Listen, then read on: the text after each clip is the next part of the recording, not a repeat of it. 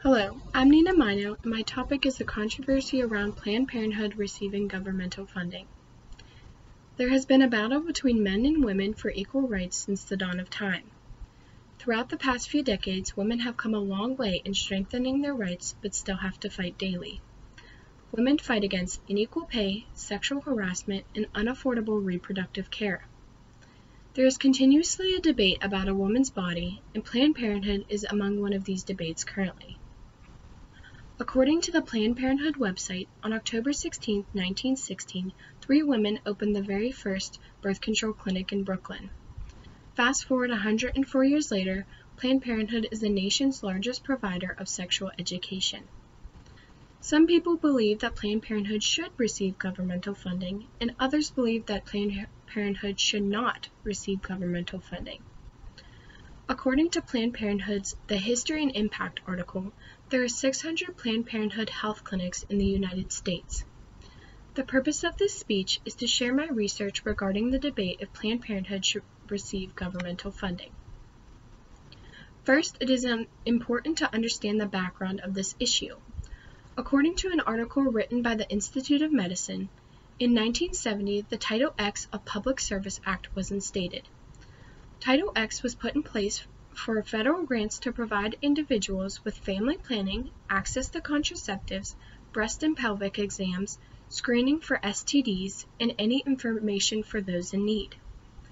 Planned Parenthood began receiving this federal funding from this program. Throughout the next 50 years, Planned Parenthood would go through times of losing this funding due to the global gag rule being instated and then removed.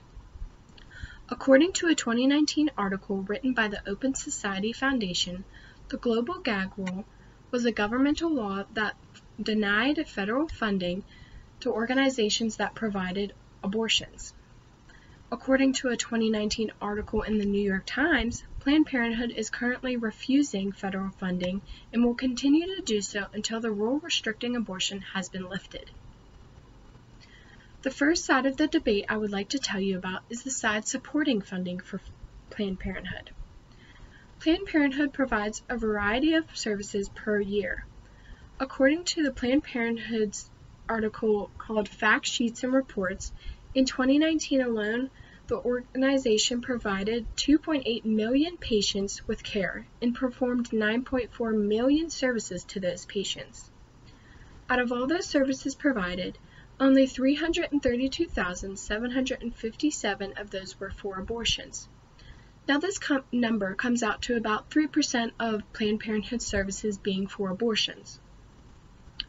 According to a scholarly journal by Dr. Silver and Dr. Capadia, the Hyde Amendment was put in place to prohibit the use of federal funds for abortion services unless the woman's life was in danger or in the case of rape or incest.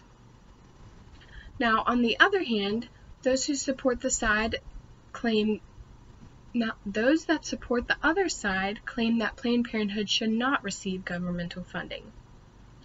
According to a 2017 article, although Planned Parenthood abortion services were only about 3% of their personal services, those 332,757 made up more than 30% of the nation's annual total, making them the nation's largest abortion provider.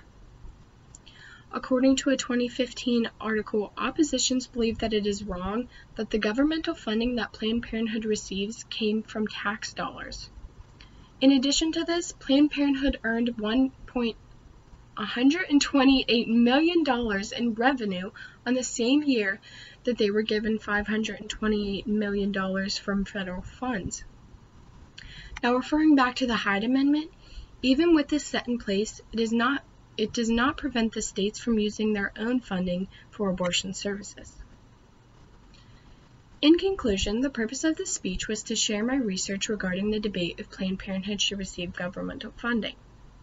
According to Planned Parenthood's The History and Impact article, there are 600 Planned Parenthood health clinics in the United States.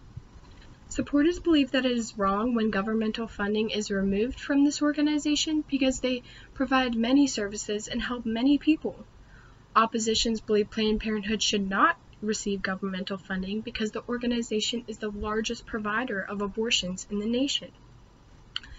In 1970, the Title X of Public Service Act was set in place to provide governmental funding to organizations that helped with family planning, contraceptives, information, and many other health services.